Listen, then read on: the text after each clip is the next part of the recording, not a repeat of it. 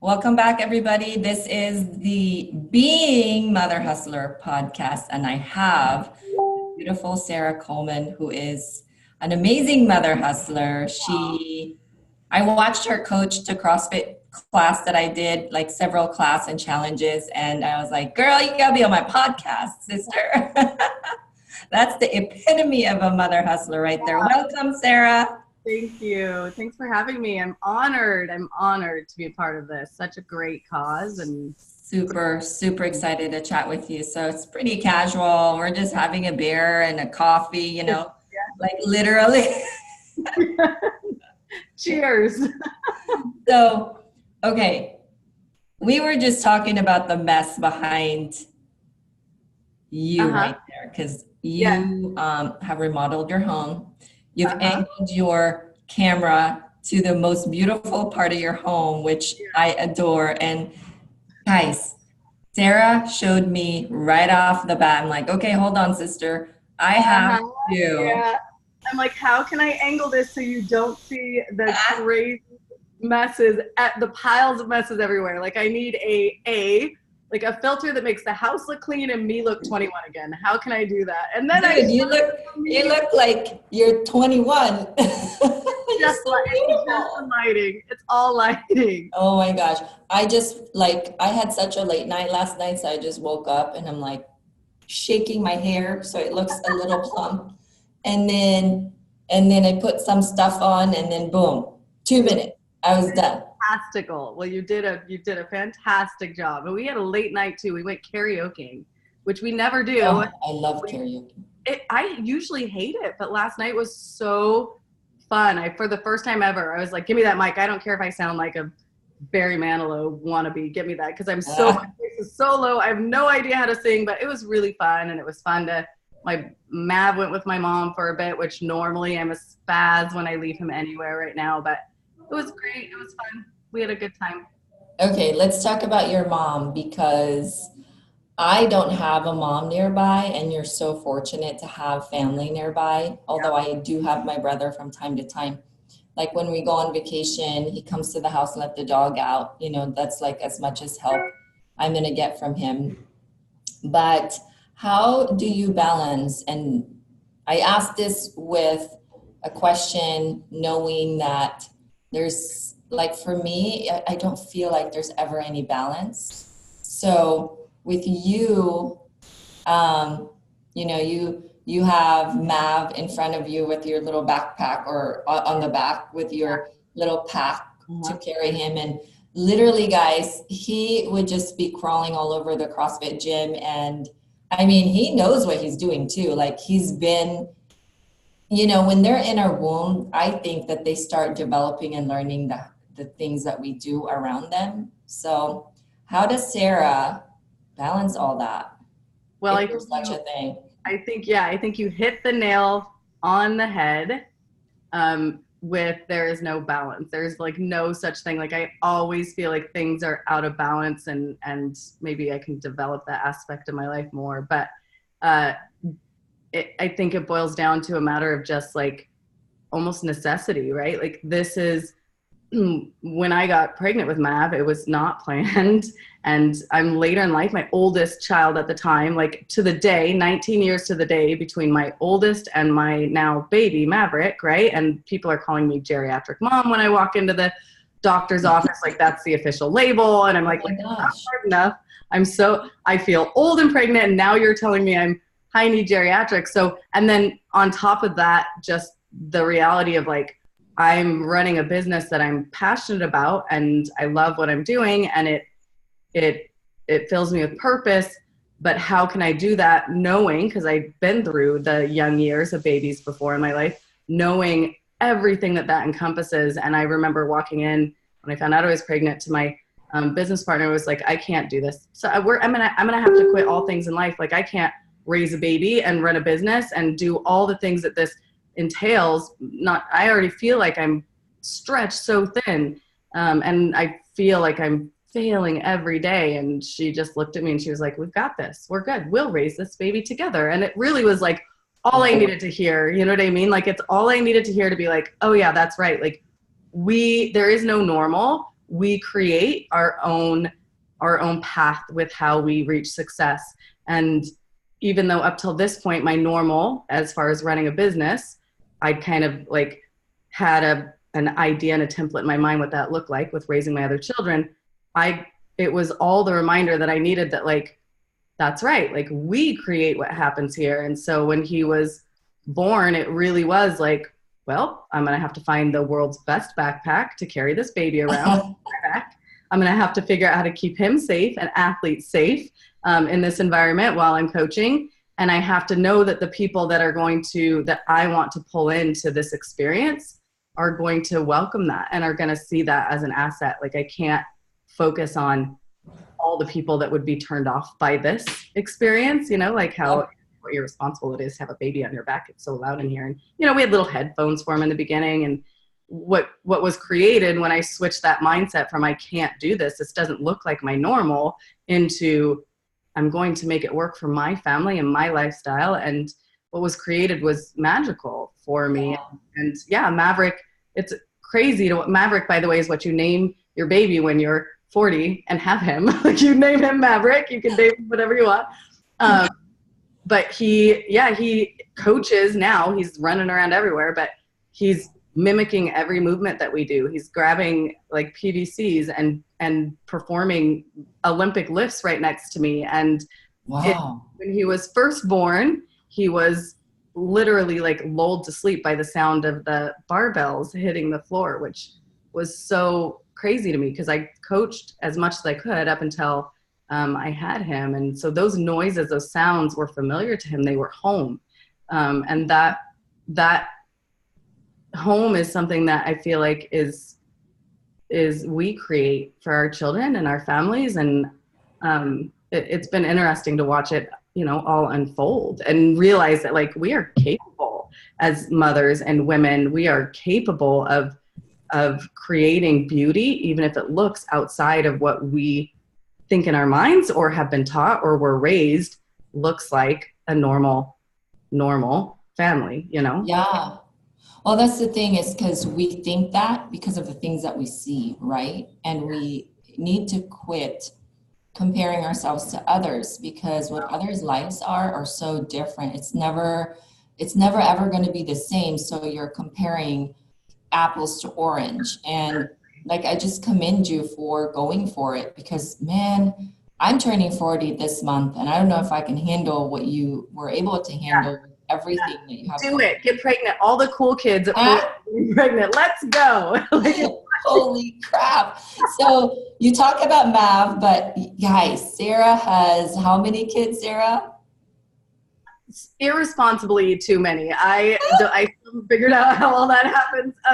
So I feel like I tell people I feel like I've lived a million lifetimes in my life. And I got married young, grew up up on Mount Tabor in Portland, but grew up in a really like very, very conservative, very religious home. And, what I was taught from a very young age was my worth and my calling in life was to be a mother. And I believed that wholeheartedly.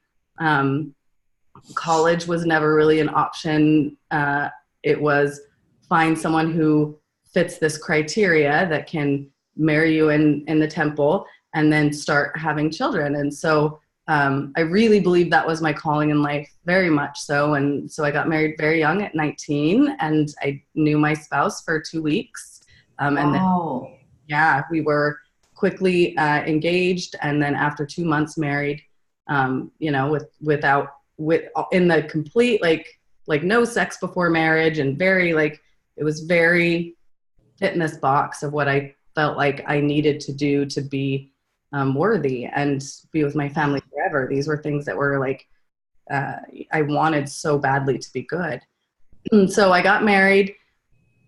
We were pregnant within like 9 months. So I had my first beautiful son, Cameron, when I was just barely 20. I'm kind of sad that I didn't have him at 19, because then I could have been like, oh, look, I was a teen mother, but I had him just barely at 20.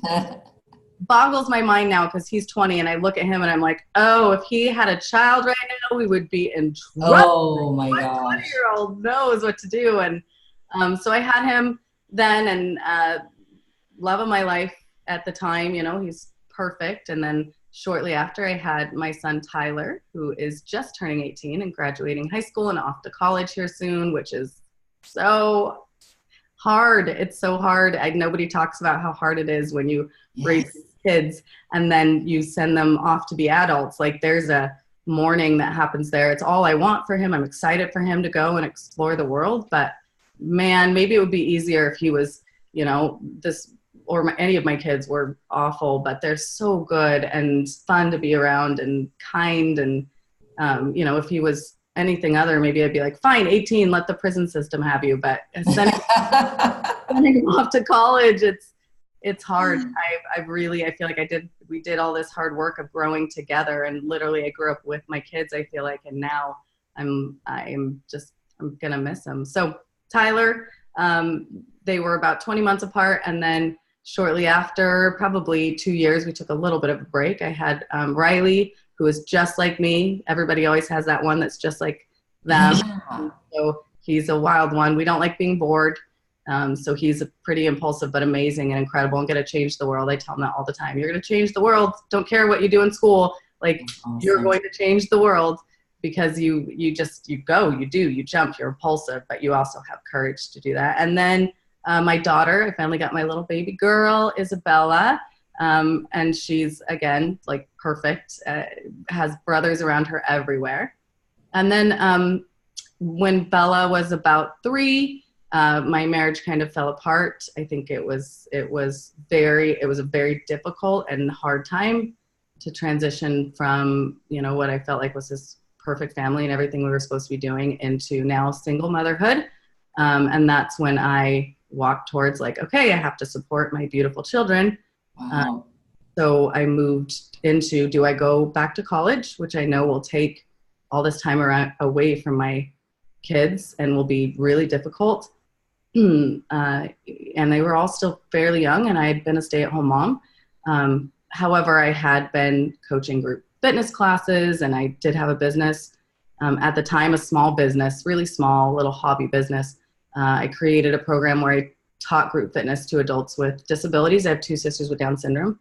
So I'd already kind of been through and navigated, like, how hard is it to open a business? I'll just look, oh, I have a business license, here we go, provide a service. So I was like, opening a gym can't be that different. And everything kind of fell into place. My dear friend, who is now my business partner at the time, kind of rallied around that. We both taught group fitness together. We both came from the same background. And she was like, I know this other woman.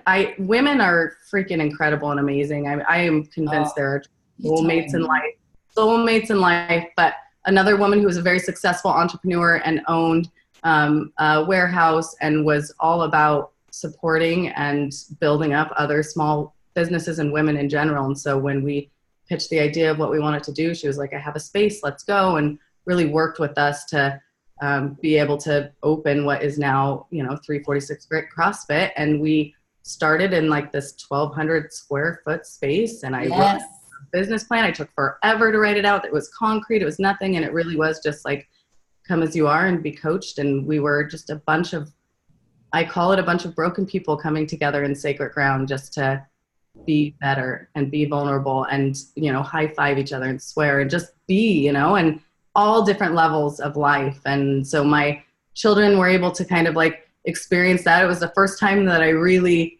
had to like push against all these limiting beliefs up till that point of what constituted a perfect family and what my kids needed. I felt like my kids up till that point, they need like 5 o'clock dinner time, we all eat together, and then we do homework together, and then we read scriptures, and then we say prayer, and then we have great moments that bond us together, and then we tuck them in, and we have special moments where I tuck them in. That to me was what had to happen for them, to be good, solid human beings. And when you're first opening a business, I mean, I was up at 4 a.m. teaching the 5 a.m. class. Then I would come back home, get my kids up, get them dressed, get them off to school. Barely, like, I'd be lucky if they had pants on when I'm dropping them off. Then I'm going back to the gym, I'm hustling there. I'm trying to get new clients. I'm living the dream. Then I'm running back home to pick them up from school. Then we're going back to I'm dropping off at sports. And wow. At the night, I'm lucky if I like shoved a bean burrito in their faces before I just like literally was like, that's it. If everybody in bed, I can't handle it. And then crashed out and did it all again. I mean, I don't think we ate dinner actually together at a table until probably this last year, when my sweet husband finally like made us this huge, beautiful farm table. But up till that point, I had to, like, I would lay awake at night crying, even in the process thinking, I'm ruining my kids. I'm ruining my kids. I'm not there for them. We haven't eaten dinner together. I don't even know if like Bella's showered in 5 days. Like, them. She's going to be the stinky kid. Like, all these things in my head. And yet, like, I wasn't in a position to choose otherwise, because I was doing it at that time alone. And you had to do what you had to do. Exactly. Like, it was survival mode for us. But what happens when you get in those moments of panic, and I think my husband's done a really good job of kind of helping me to navigate this too, because he would sit there while I'd freak out, like, they're going to be okay. What is wrong? Like, what is wrong with you? And, you know, he didn't live a typical upbringing either. And so coming to this point where I surrendered to, again, the fact that, like, life and our journey is ours to own, and that we are capable of providing and giving what our children need when they need it. And really what they need is just to be loved and guided and empowered to be able to make their own decisions in life for whatever that looks like, and know that we can correct course as and when needed, and that we can do that. We can be there to pick them up when they fall, because they are going to fall. We're not going to be their bubble. I mean, some parents do that, but I mean, it's hard to do that when you have 5 children, and even me having 2 children, and then you have a husband that's the 3rd child, you know, like, I love them because they can fix anything, but man, they sometimes like act like kids. So it's hard to put everybody in the bubble. So you sometimes just like put each other as a partnership, and the kids just like, okay, you guys go figure it out, because I'm done. I think the greatest gift in all of this that I was able to give my kids, at least, I mean, who knows, maybe they'll grow up and memorize, and it will be like, my mom was the worst ever. But I think from my perspective, the greatest gift that I have given them as we've walked through this journey has been the gift of, you know, everybody is flawed and imperfect, and the people in your life are always going to, at one point or another, let you down. Like, there's going to be times I'm not at those games. There's going to be times where, like, but it doesn't change that I love you and that I'm here for you no matter what. Like, this is the space that we're in. Can you take me as I am, and let me take you as you are in this moment, for whatever that looks like and whatever our journey looks like. I think there's real freedom in that concept to really be present in your moments and be loving and understanding of the people around you. And so, at least for me, it's been a blessing in disguise to watch all of that unfold. That's so cool. So we talked about normal family, like you thought growing up, this was how a normal family looks, and how you should act, and how you should be the wife, and how you should eat by 5 p.m. and et cetera, et cetera. I think sometimes maybe that's what was perceived as normal because that's what we were told, or that's what we grow up with. But then you transition into a new family unit.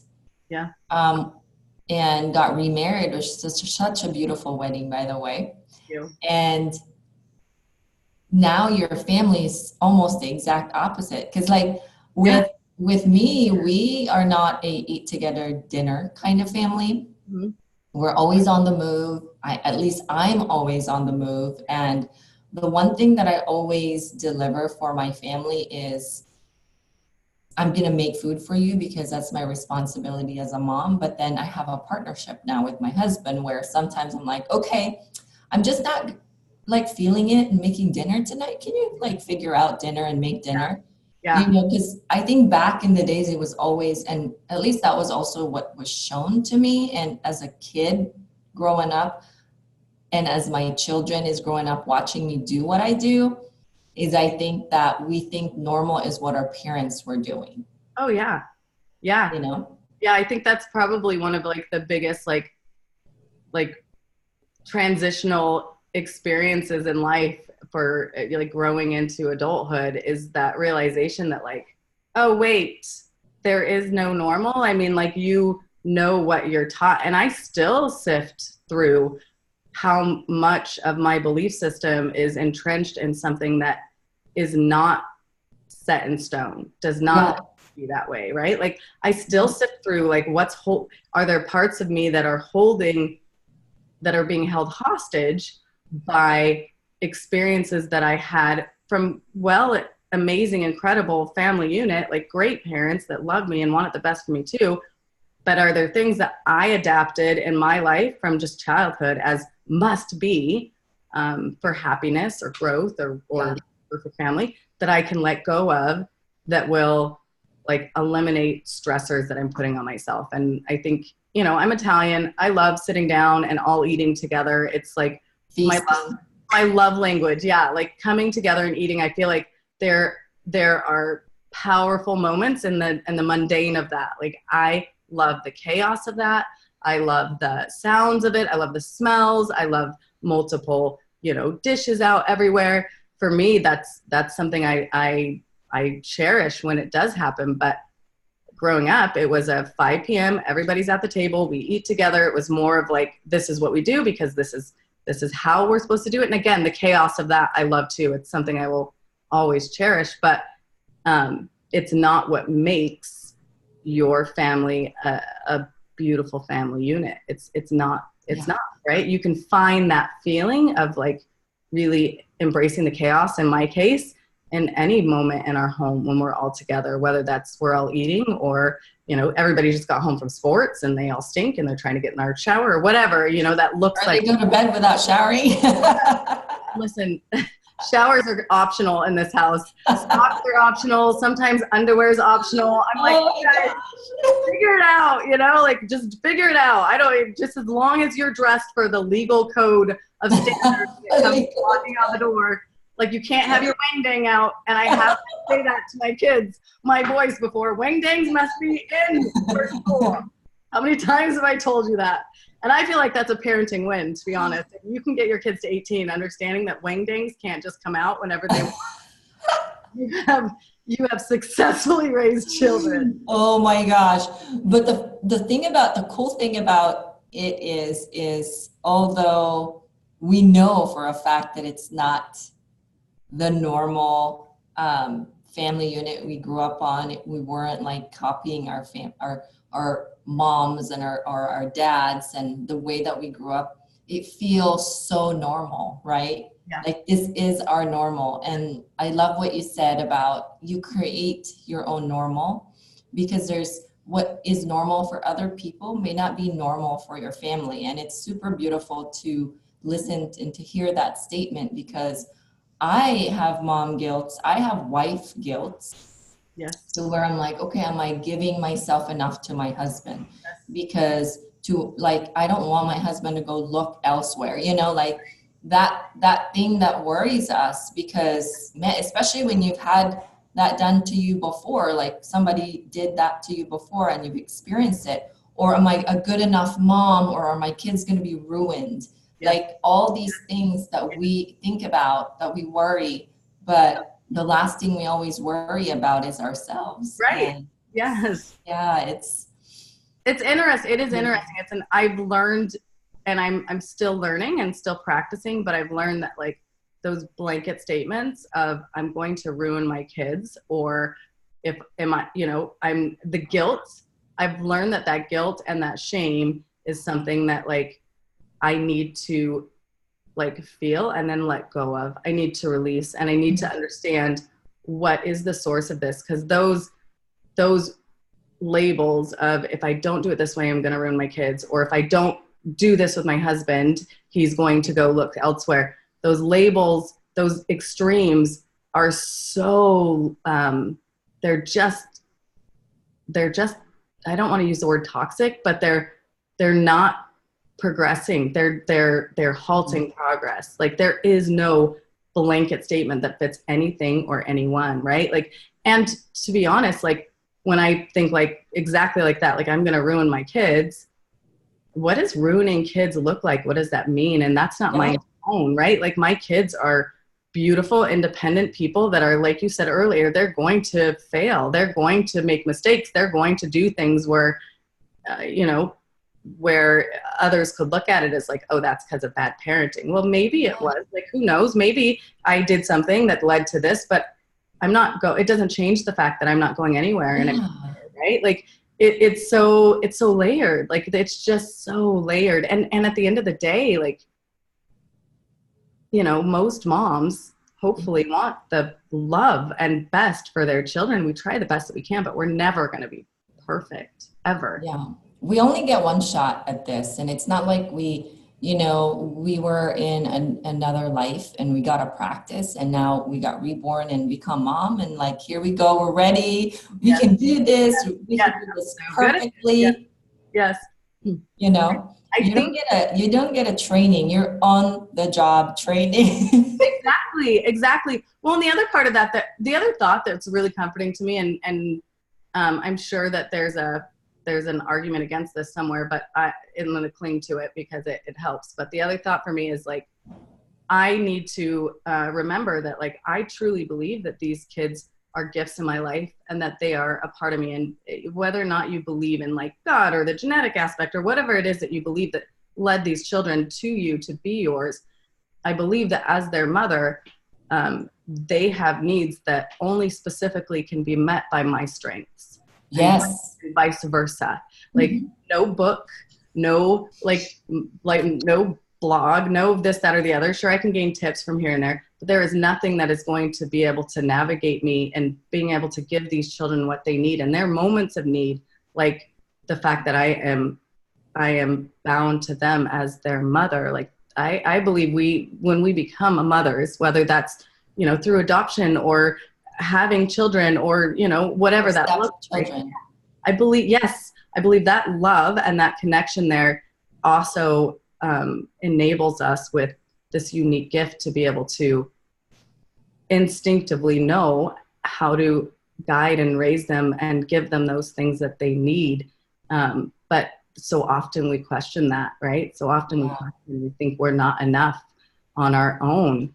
And like I said, there's always tools out there, but it's also like we are powerful and just in loving and listening and being receptive to what that inner voice kind of tells us that they need, right? And if it's born out of love and not out of fear, raising my children from a place of love and not fear. Oh my gosh, if I don't lay the law down with this, then they're going to X, Y, and Z, right? That's a fear-based for me in some cases, and I've done that often, instead of this love-based that we're all going to be okay. They're going to be okay. We're going to work through this. How can I love them through this and teach them at the same time?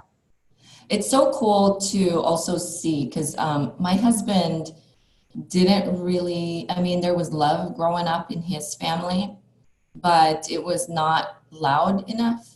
It was more like rough, like military style, you know? Yes. And with my family, there was a lot of love, but there was not a lot of attention, if that makes sense. Mm-hmm. And so the only love that we really had loud enough were the love from our siblings, because our mom was so busy trying to chase my dad because he was such a bad husband and, you know, to keep him on track. And, you know, I probably grew up in the same religious background as you. I grew up as Catholic, and lots of guilt and shame in that one. Yeah. Yeah. And once they're married, you know, my mom, no matter how hard it got, she was there for my dad.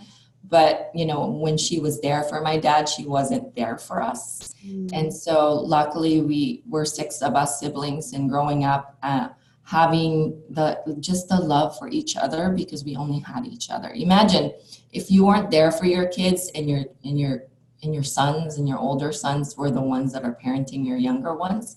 Yeah. That's kind of how it was with us growing up. But we have so much love, enough for everybody. Yeah. You know, that we created between each other. And because of that, we as a family unit are still together. Hi. Hi. Say hi, Mav. Hey, Mav. Little wild And Mav. Dad, happy Father's Day ahead of time. Yes. Mav's working on his homeless look lately with that hair just go and flow. It looks good though. He just, oh, look at that. Awesome. So in the things that you talk about, like we are their mother because we are the only ones that have what they need. I truly believe that statement and I agree 100% wholeheartedly because I believe even in life, like when I look at life and I step out of my body and I look at life like without judgment, without looking at things and material stuff and, you know, the nice stuff that we get in this worldly planet is that we just are like a puzzle for each other. Mm-hmm. Like we're never complete without each other.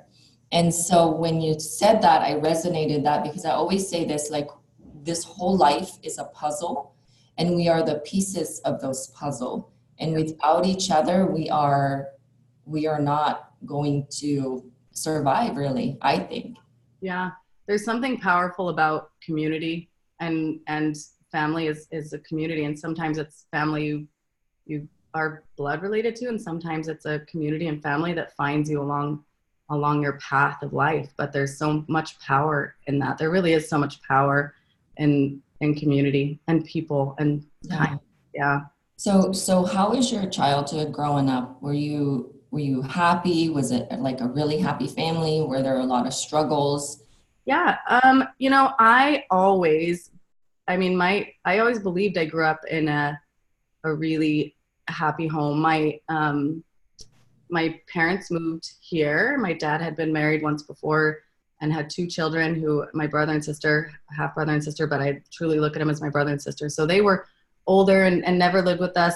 My parents moved here from California and they converted to Mormonism. And then, I grew up Mormon and my dad wasn't going to have any more kids. I think he had a really tumultuous, divorce that he held a lot of guilt onto from that, which as an adult, I can look at that now and see how that impacted our life growing up. But there, you know, I was 1 pound, 14 ounces when I was born. And my narrative, so I was the oldest in our home in their, you know, this little family unit.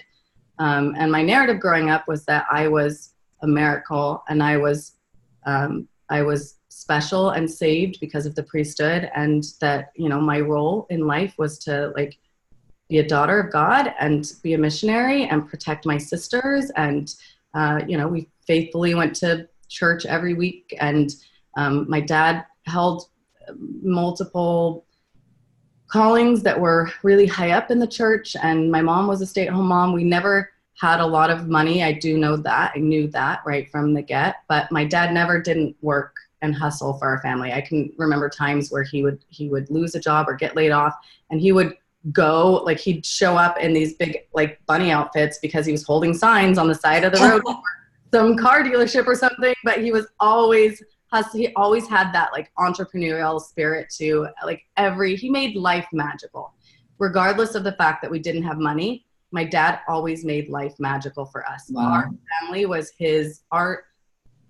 Even if it was articulated in a way like, Sarah, you are my firstborn in this covenant, and there was lots of religion wrapped up in that, what he was saying was, this is my chance to be the father that I've always wanted to be again, and I want to protect that. And so I was born at 1 pound and 14 ounces, and then my sister was born 11 months later, and then I have another sister that's 3 years younger than me, Shelly, and then we had Megan, my last sister. She has Down syndrome. And then when my parents found out she had Down syndrome, shortly after, they were like, well, we wanted all of our girls close. And now because, you know, Megan has Downs, we need to find Megan's sister that she can grow up with. So they shortly after adopted my sister, Angela. Her and Megan are very close in age. Angela was a newborn. And back in the day, now I'm pretty sure this is illegal, but somebody called saying, hey, there's a baby that was just born up in Seattle, and it's bouncing from family to family because nobody wants this little girl. She has Down syndrome. And so my mom's like, that's our girl, let's go. And they drove to Seattle, grabbed Angie, car and brought her home. So my 2 baby sisters have Down syndrome. I'm still very, very close to them, and have them on a regular basis. But yeah, I mean, we were close-knit family, lots of chaos, lots of imagination. My dad would like make the craziest toys out of the most random crap I've ever seen in my entire life, but we would be for hours and hours. He would tell us stories. It really was like a charmed childhood in a lot of ways. And That's so cool. so that was good. And then, you know, the older you get, the more you start to like really evaluate, you know, because on one side, this childhood was beautiful and great. On the other side, it really instilled in me some things that caused me a lot of pain and hurt in my life. I was never attracted to my husband that I was married to before. It was a very like lots of conflict there with like, I don't want to be married forever to this. Is this what it's supposed to be like? Is this what it's supposed to feel like? Like it doesn't feel, and then it's not, it's taboo. You don't talk about that at all. Yeah. I struggled with that for a really long time. And then walking through a divorce on top of being super like religious, it was rough. I lost my entire support system at the time, aside from my dad, who again is one of the most incredible people I've ever met. But I told him first, and I knew for sure, like, I don't want to disappoint him. I don't want him to be worried that we're not going to be together forever. And my dad, all he said was, I love you and I'm here for you no matter what. And I know he was probably scared and disappointed and worried about what this was going to look like for me, but he didn't articulate that. All he articulated was love. That's so cool. You know, no family's perfect. No family's perfect, but it always just, for us, love was always there regardless of our imperfections. And for that, I feel really lucky. What was your dream as a child, and has that dream changed at all? Well, I was thinking about this the other day. Have you seen that quote? Like, so as I'm building content, one of the things I keep coming back to is like, what's something that like people can connect to really help them stay motivated and true to their motivations with whatever that is. And so have you ever heard that, like, who were you before the world told you what you needed to be? Have you ever heard that? Mm-hmm. Thinking like, that's hard for me to answer. And it boils down, I now, as I've thought about it, I'm like, oh, I remember that. I was like young enough to where I'm outside in my underoos, running in our sprinklers in the summer, not caring the world. I knew I was someone that I didn't care the world, didn't care what the world thought of me yet, because I have my unibrow, which was like all the way down my nose, and it didn't matter to me. Like, it was flapping in the wind while I was running. That's like, I didn't know that was like socially taboo. I did not care. So it was that like freedom and love of nature. And I'm climbing in our trees all the time. I'm running in the sprinklers. I'm excited about the ice cream truck. The smell of the like hot concrete. We were up on Mount Tabor. There, all the old streets with the tar that still like runs to keep the cracks in. So I'd always have tar, but I felt so free and beautiful. And so I think about that often, because I'm like, what would that girl have wanted for her life? Because as you get older and as all the pressures like of life kind of build up, yes, you start to build this life that sometimes you're missing that feeling of just freedom and being. So that little girl I still don't know what she would say she wanted to be, except for just happy and free and at peace and living in her moment. And I think I will be happy with whatever I choose to do if I can regroup and focus on being present in my moment, and whatever that looks like, with the people that are there, with the task at hand, like no concern for the would have, should have, dang it's of the past, and no anxiety for the what ifs of the future. Just claiming that present moment, I think, is the best answer that I can come up with what would I have wanted to be. I think present and free. So you said just happy. Are you happy? No, I think like I have moments of really happy, and then I still struggle every day with those moments of focusing too much on like the past, worrying too much about the future. And that robs me of that initial happy, right? So I think every day I have moments of happiness. Every day I have moments of like, of success. Every day I have moments of failure. Am I always just happy? No, I'm not. And I don't know that that's a bad way to be. I think my focus lately has been is be present and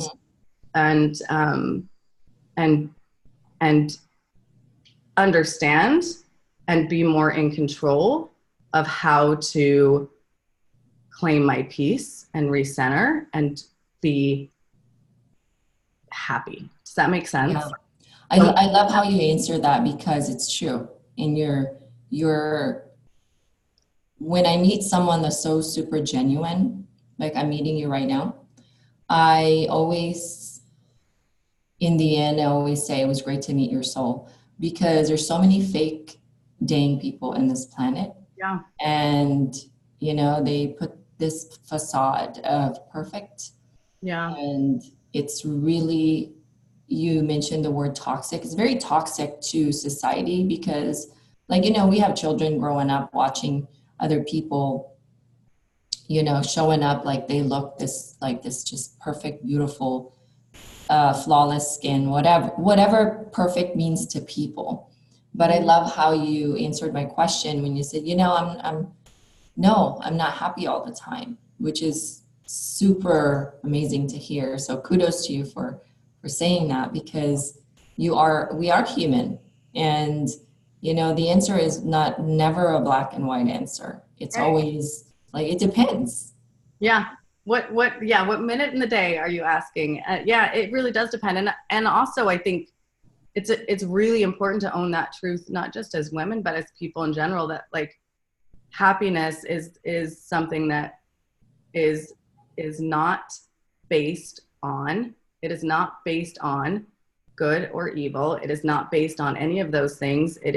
Happiness is a human experience that everyone, be it good or evil, be it wherever you are on the scale, is entitled to feel. Yeah. And happiness is not a direct result of our actions in life, if that makes sense. Like, it doesn't, because you're sad one day, because you're having a hard day, because you're stressed, because you're these things, it doesn't mean that you are not doing what's right or a good person or failing in all avenues of life. It's just like, if you have moments of happiness, it's not necessarily directly equated to your worth or righteousness or whatever. And I think people, and especially I think the marketing, our society, as far as what they try to sell us, tries to sell us on happiness means you made it in life, you're successful, you're great, everything's perfect for you. And here, I know how you can buy happiness. Like, I have the key for you to do that. Just buy this and look, you'll be so happy. Or the pill. The pill, right. So it's interesting. It's definitely one of those kind of like retrospective, soul searching type of questions. Are you happy? And what does that mean? It's fleeting too. Like, a lot of emotions that we feel are so fleeting. And I think we build a nest in them, especially when they're bad. Yes. And instead of building a nest when they're good, like being in a happy state is a good feeling. And, why not build a nest there? Why is it always so much more attractive to build a nest and dwell on something so super bad? Right. When it's already past, it's the past, right? Like, you talk about being present in the moment. Yeah. And then having anxiety of the future, right? Mm-hmm. And so we focus so much on bad. Like, if we can just focus our energy on so much more good, knowing now, I'm not saying, like, when I say that, I think some people miscommunicate it as, or misunderstand it as, perfect moment. When I say, like, just enjoy the moment and be happy and focus on the good, that doesn't mean that I don't have the bad in my life. Right. I think a lot of negative people, like when I post something so good, some people may have a thought of like, wow, that's so inconsiderate. It's Happy Father's Day, But, you know, what about those that don't have their dads anymore? And Right. like, I feel like, hey, you know, I didn't post that to hurt someone's feelings or being considerate. I'm just posting that because I'm celebrating my happy, Yes. and because I do have bad things and Right. shitty things that happens in my life. Right. Well, and So I think you hit it right on the nail when you said celebrate. Like it is okay for us to be able to own our truth, whether that's I don't have a father, but still celebrate the beautiful aspects of what that means to people who do have that, or the good fathers out there, or X, Y, and Z. We can we can own our truth and still celebrate other people's successes and happiness. And yeah, and there is, like you were saying, there is joy there too. There is happiness there too by practicing that, you know, by practicing celebrating other people's successes and other people's joys. And there is more joy to be added upon and multiplied in our life by pulling on that. And it doesn't take away from your pain or your experiences there. Like it doesn't limit or negate those because someone else has something joyful to express and to be grateful for. So when I'm talking to you, I'm capturing a lot of growth, like personal growth. I feel like you've been on this personal journey, and a lot of the things that you're saying, like being present in the moment, is very much so resonating with me, because as soon as I found out about I can grow from within and it is up to me, Mm-hmm. the surroundings around me change because I can change. Mm-hmm. If I can change the inside of me and my inner peace, I can improve that my surroundings starts changing. So as soon as I figured that out, I started even doubling down on personal growth and personal development. But in your case, are you or have gone through something similar and have studied a lot of these things? Because I feel like you have some influence when it comes to that. Yeah. Yeah, personal growth, man. So I'm pretty type A. I like a checklist. You give me a checklist, I'm going to do it. And then I want the result almost immediately. And so personal growth, as I've literally hit walls of like absolute like misery, I think at certain times, or I've hit these walls of like my stress limits 100 million, my anxieties limits 100, like, and I'm looking for all these external fixes for this and checklists for this. In order to grow through and around that, we all have to get to this point that we look inside with like, okay, like you were just saying, how can I change my perspectives, my limiting beliefs, all these things, and then how will that impact the way I see and perceive life and myself and my efforts and my family? And it's a very long process of refinement. I feel like it's a practice like anything else. It's a practice like movement. And so I try to make time for that. I'm not the best at it, but I try to make time to be still and to be okay in the unknown of decluttering what's inside of me, if that makes sense. And are you learning from a specific person when it comes to personal development, or do you go to like attend a coaching session? I know, I mean, I have jumped into multiple coaching sessions like externally and hired coaches for business or this, that, or the other. But most of what I'm doing as far as like really jumping into like personal development has been like books and reading or listening to books on tape. I do that often. I do have like meditative apps and certain meditations for certain things. And I'll take some time just to sit in the sauna and listen to those. I have a counselor. I go to counseling and I drag my sweet husband along with me, which is so fun. I actually do love it. But like all of those things that I know will help kind of like strengthen my inner like child, so to speak, those inner whatever it is inside of me. So I had a friend years ago tell me about this meditation thing that he did. And he's this killer, crazy, amazing, like world record holding Olympic lifter, and this young kid. And he came to do a seminar at the gym, and he was like, my life has just been changed, because he went for like this multiple day retreat of silence. And I'm like, oh, that would kill me dead. Silence? Are you out of your brains? Like I have the worst thing I've ever heard in my life. I went to a heated yoga class for 90 minutes and felt like I was going to die because they wouldn't let you talk at all. Like I couldn't be silent for like 5 minutes, let alone days.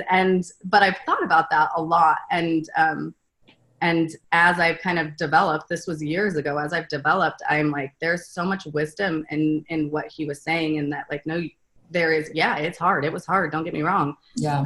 But you're forced to be with yourself and process and learn. And you know, he did it in this really consolidated time frame. And so I'm trying to pull aspects of that, of silence and being okay, being I meditate every morning, and you know, it doesn't have to be long. I've done a long one. But meditation doesn't have to be long, especially when you practice it a lot. You don't need a lot because it compounds over time. But it literally, you know how, like yesterday I interviewed a woman over in California, and we talked about the voices in our head. And it's funny because she names these two major voices, Penelope and the other one that she really wants to be. And this other one is just safe, you know, she wants to play it safe. But it's true, we have these voices. And I told her, if I heard you talk to me like that when I was 25, I'd run away from you. You're a crazy woman. Right. I'll tell athletes that same thing. And it sounds crazy when I'm saying it, because I'm like, everybody has this voice in their head, and I'll tell them, I want you to name that voice. And then it's there because of our fear instinct. It tries to keep us safe. It's a part of you too. Don't fight that voice. It's a part of you. Instead, name it, welcome it, talk to it in your brains. Like, I can see why you would be scared for me to do X, Y, and Z, or why you think I'm going to fail to do blah, blah, blah. But I'm going to try it this way. Will you come with me? Like, reteach that voice. Yeah. There's power in that. As I'm saying it, like, you can see people kind of check out sometimes with like, oh, she just told me to talk to myself in my brains and name it's like, you have to, like, right, it's crazy. Yeah. Their body language and the way that their facial expression is, right? Yeah. And then I'm like, oh, okay, we're not ready for this one. Great. Grab a barbell. Let's go. Like, yeah. Well, because it starts right here. You know that, you know, the hardest part of going to the gym is going. Getting your ass in the gym. That's the hardest part. Mm-hmm. Once you're there, you're like, well, I'm glad I did this today. I feel so good, energized, ready to take on the world, you know? Yeah. But so the meditation for me has literally, you know, allowed me to kind of put the voices in their places, you know, like, okay, these are the voices that I've been hearing loud and clear, and they're negative voices, and it makes me quiet down myself and really listen to the good voices versus the negative ones, you know? And so having quiet moments for yourself, and even sometimes in the car, like my car is like my best friend, because it's when I can tune out really a lot of noises. And you know, when the kids are dropped in school and I'm the only one in the car, that's it. It's all me, and I can talk to myself. And, you know, if you ever see me in my car and talking to myself, I love it. I'm talking to the voices. Yeah, that's my girl right there, because I do the same thing. So, you know, and it's like, I used to laugh at people. Like, when I came from the Philippines to America, I'd ride the public transit, you know, I'd ride the bus. And those people that would be talking to themselves. Yeah. Yes. I used to like laugh at them, and I'm like, who's laughing now? Exactly. They were just a very centered human being. They were just very centered, and like, yes, I know. Yes. And when somebody says, like, when I was younger and I look at them like, gosh, they're like retards or abnormal, or, you know, and when I look at myself at the young, like if I'm observing myself thinking back as a young person, I'm like, I was the retard. Yes. You know, like now that I've grown so much in my personal growth, like who was the abnormal one? Like, what is an abnormal person really? Because we don't know what we don't know. And now that I know, I'm like, gosh, I was the screwed up one. Like one of my other favorite quotes, I'm like a walking Pinterest board with quotes, but one of my other favorite quotes is like, be kind because there's always a chance that you're wrong. You know what I mean? Like, even if you really think that this is the way to do it, like growth and life and learning always kind of has these moments where you're like, oh, they were totally like, I get now how they reacted or were that way, or, you know, they were, I get it. Like, yeah, that's why, like, I've grown a lot. And I think that if we work on ourselves, we can truly like change who we are and, understand people, every person. Like, I don't not understand anybody now.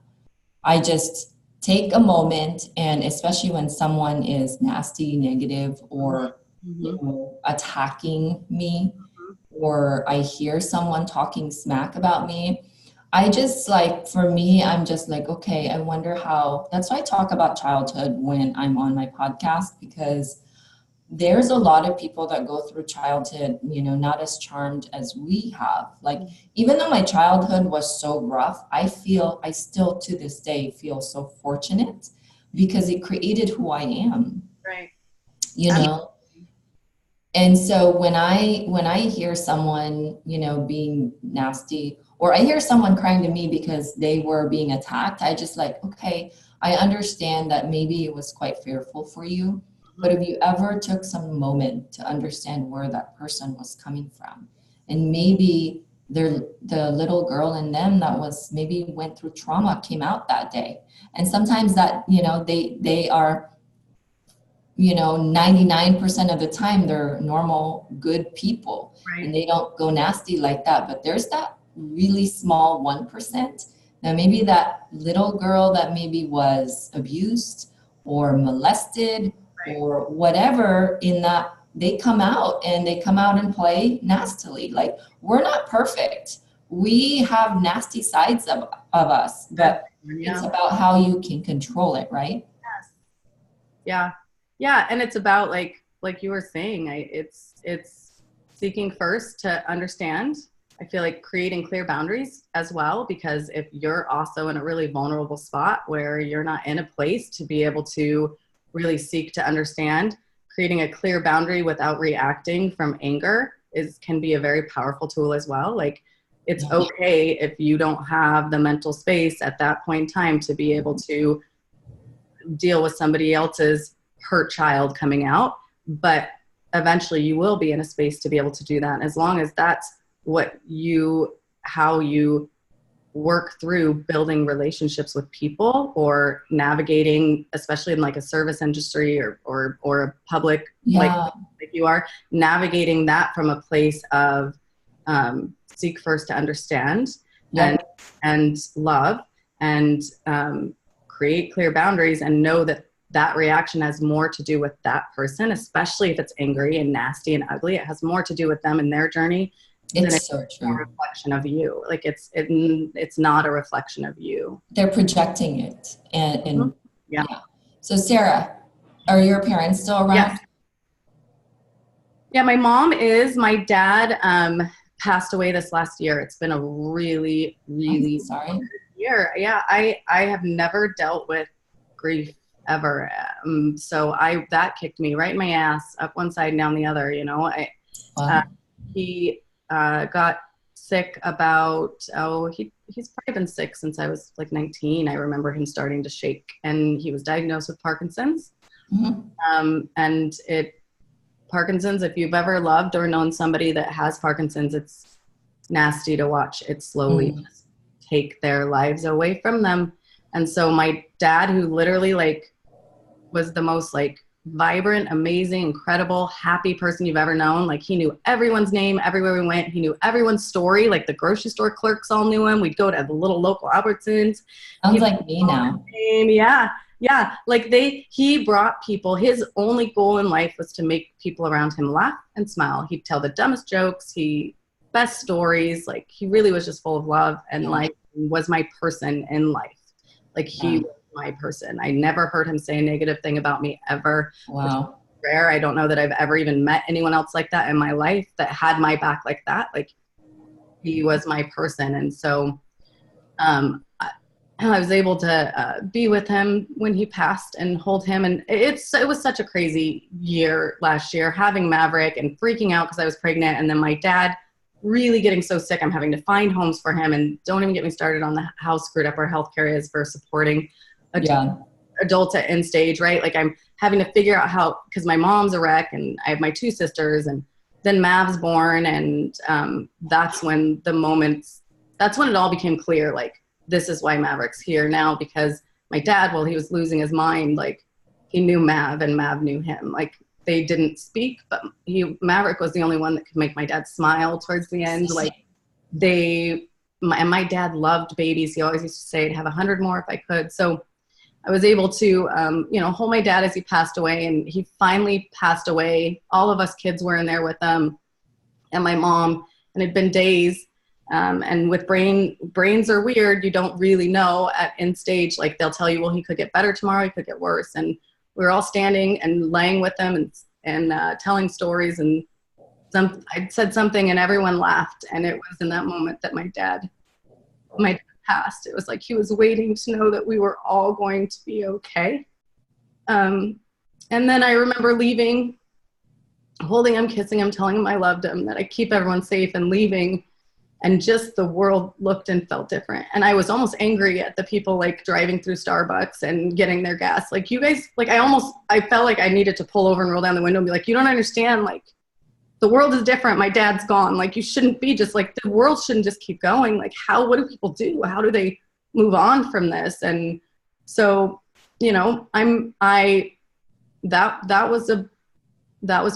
this has probably been one of the hardest, seasons of my life, having my dad gone, and especially having my dad gone when I'm uncertain about faith and where I fit with all that. I used to believe one certain way and know everything, and now I'm okay with the mystery of it all until someone like my dad is gone, and then I'm like, where is he? What's going on? What's happening? Like, Yeah. Mav has saved me. Again, my son, my family, like, but especially Maverick, when you're stuck in the grief process of losing someone like that, I think there's something about being able to have my baby wrap his little chubby arms around my neck that pierces through the weight of grief and sadness and anguish. Like, I want to stop you right there really quick, because when you talked about Mav and how you had him, you said that he was quite an accident or unexpected or something.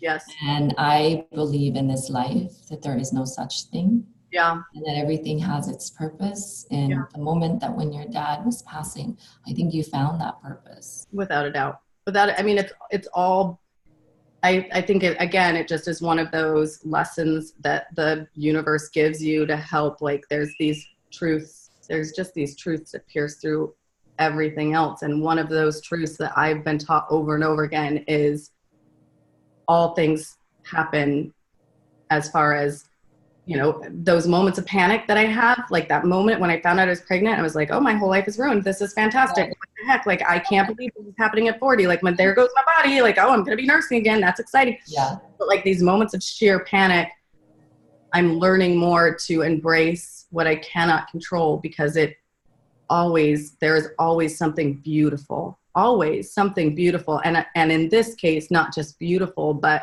my savior, like my saving grace for this amount of time, my dad's saving grace. Like, and it's not like I didn't know logically, like babies are great. They're going to be great. You're going to love them. You're going to love your baby. Like, it's not like I didn't know that, but I really didn't know the layers and the extent of how much I would need that in my life and my dad. And like, I would do it a million times over, if I could. If there's anything or anyone that is the master of balancing, it's Mama Universe. Yes.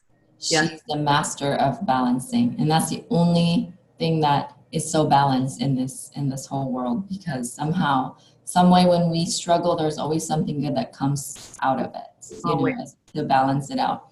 Always. So it's Father's Day next week. What would you tell your dad if he was around? Oh, yeah, this is going to, oh God. Drink your beer, girl. Drink up, sister.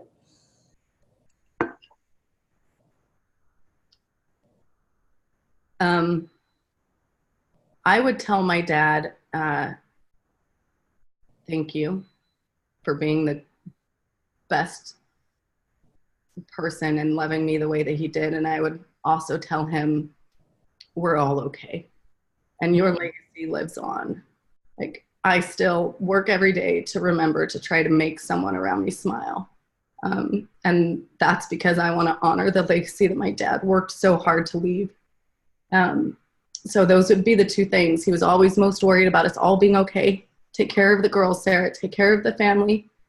And he would always tell me over and over again how much he loved me, and he wanted us to know. And he always was worried that we didn't know enough how much he loved us. And so I would tell him, I would reiterate again the words that I told him over and over when he was in that dang bed.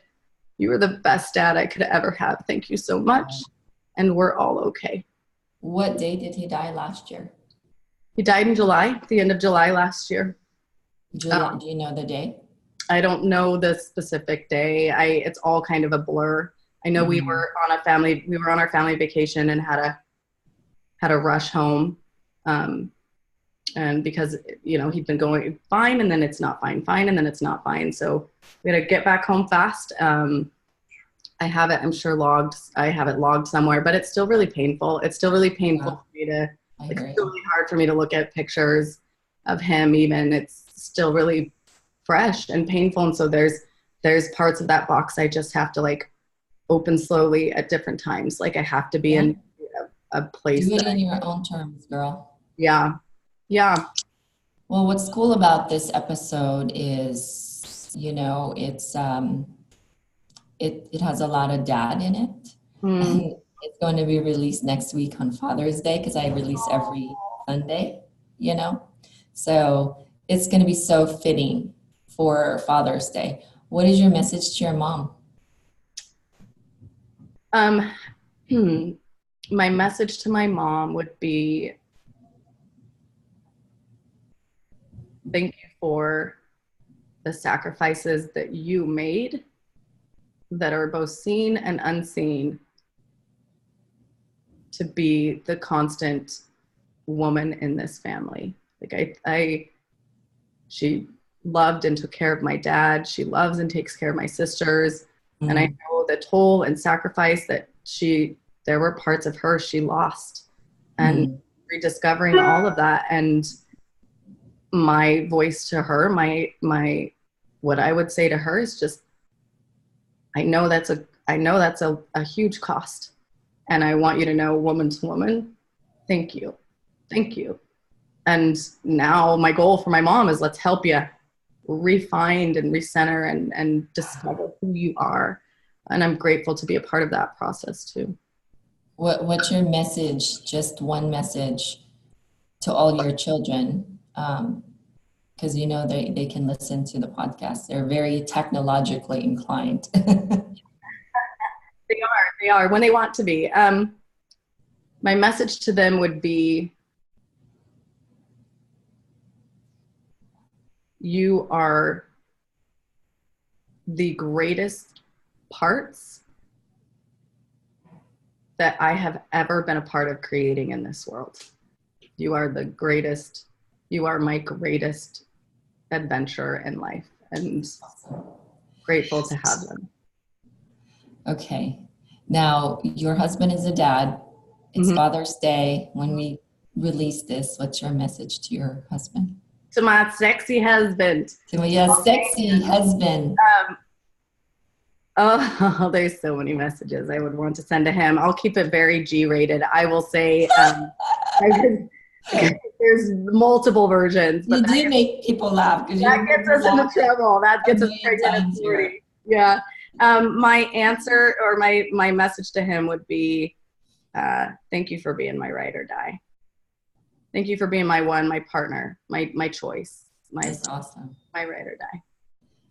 That's so cool. And you picked him. Yeah, I picked him. I picked him. A good one too. I did. Yep. I tell him all.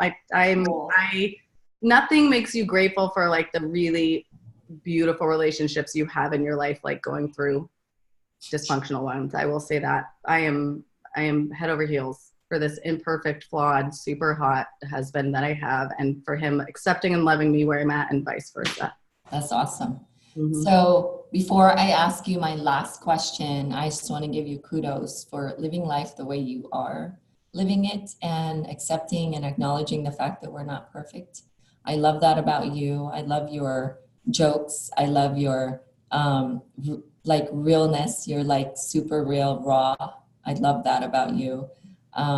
Love at first sight, by the way, when I saw you at the gym in that challenge, I'm like, oh, that girl is my girl right there.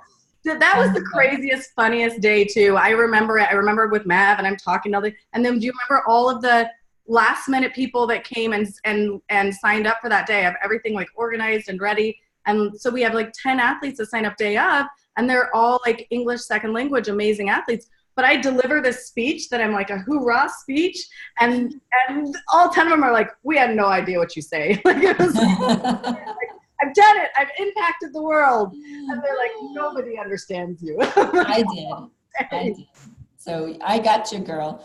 And so just kudos to you for just doing your best, and your best is the best. So don't ever think it's short. It's perfect for your children. And I love that about you. Before I go to my last question, where can we find Sara? What platform on social media do you usually hang out? Let the world know where Sara can be found. So my business, I have a business Facebook page, 346 Grit CrossFit. We're in Gresham, Oregon. We're on Instagram as well. We don't check that as much. I am on both Facebook and Instagram. I'm on both of those quite a bit. Sara Coleman on there. Come find me. I will be friends with you. As long as you're not a pervert, we can be friends. And then my facility. Is that all? Is that what we wanted to answer? So yeah. Do you have a website? Message me. We do have a website. 346crossfit.com is our website. I'm just starting to develop all of like the content aspect. So this has been really fascinating for me to be a part of. We have a platform set up now for getting ready to like blog and podcast and pull other people on in the health and wellness space, and really help people along their way of whatever their health journey looks like for them at that point in their life, just to empower them to take steps towards, reclaiming parts of their life that they might be stuck in when it comes to health and wellness.